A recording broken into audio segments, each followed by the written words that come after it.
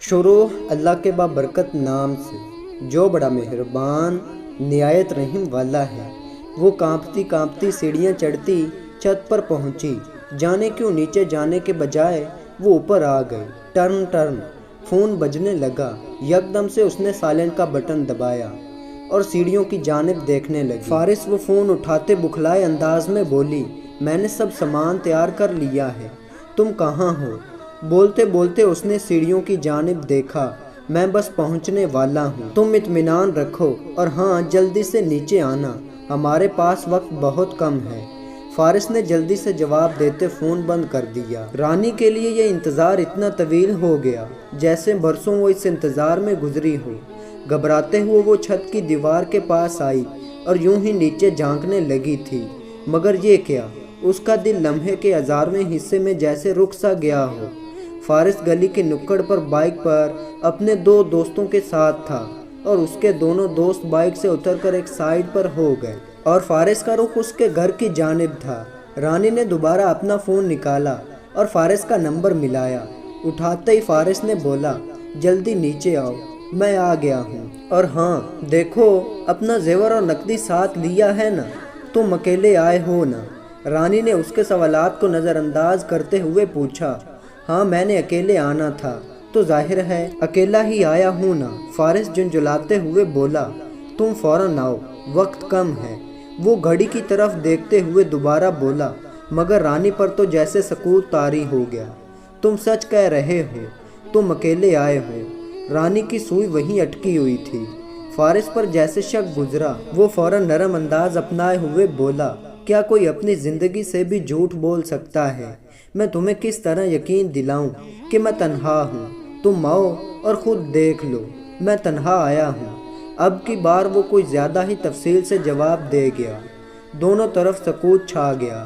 رانی کی آواز نے سکوت توڑا تو جیسے فارس پر حیرتوں کا پہاڑ ٹوٹ پڑا۔ وہ کانپتی آواز میں بولی، چلے جاؤ، اب دوبارہ کبھی میرے گھر کا رخ نہ کرنا۔ اگر تم یہاں آئے تو جان لو مجھ سے برا کوئی نہ ہوگا۔ اسے اپنی آواز کسی کھائی سے آتی محسوس ہوئی۔ کون سی دوست تھی میری ایسی جس نے مجھے تم سے ملنے سے نہ روکا ہو؟ مگر میں نے کسی کی نہ سنی، یہاں تک کہ اپنے ماں باپ کو دھوکہ دینے چلی تھی۔ ان کی آنکھوں میں دھول جھونک کر میں نے تمہیں اہم جانا اور تم نے آج بتا دیا۔ مجھ سے بڑھ کر کوئی پاگل ہو ہی نہیں سکتا۔ بے دردی سے وہ گال رگڑتی کال بند کرنے لگی تھی۔ وہ گویا ہوا، تم اگر میری اصلیت جان ہی چکی ہو تو سیدھی طرح زیور اور نقدی مجھے دے دو، ورنہ میں تمہاری تصاویر سوشل میڈیا پر دوں گا، پھر تم کسی کو تو کیا اپنے گھر والوں کو منہ دکھانے کے قابل نہ رہو گی۔ غصے سے بولتا وہ چپ ہوا۔ ہر بے ایمان انسان کی طرح وہ اپنی اصلیت پر اتر آیا، مگر رانی پر اس کا اثر نہ پڑا۔ وہ پھٹ پڑی، جاؤ جو جی میں ہے کر لو، میں کسی صورت تمہیں پھوٹ کوڑی نہیں دینے والی، اور ایک بات یاد رکھنا، جب کوئی توبہ کرے تو وہ اس نے آسمان کی طرف شہادت کی انگلی اٹھاتے ہوئے کہا، وہ کسی کی توبہ رد نہیں کرتا، اور جب آزماتا ہے تو اپنے بندے کو رسوا نہیں کرتا۔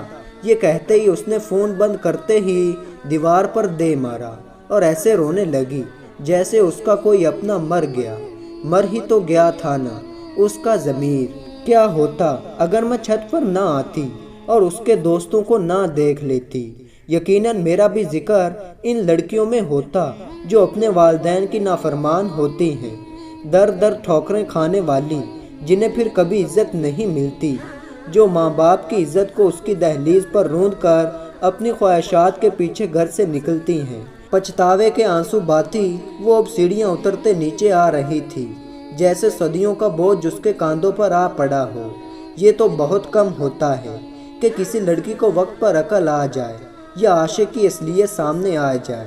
اکثر کو بھاگ کر سمجھ جاتی ہیں کہ اس نے کتنی بڑی غلطی کر دی، لیکن اس وقت پچھتاوے کے علاوہ اور کوئی راستہ نہیں ہوتا۔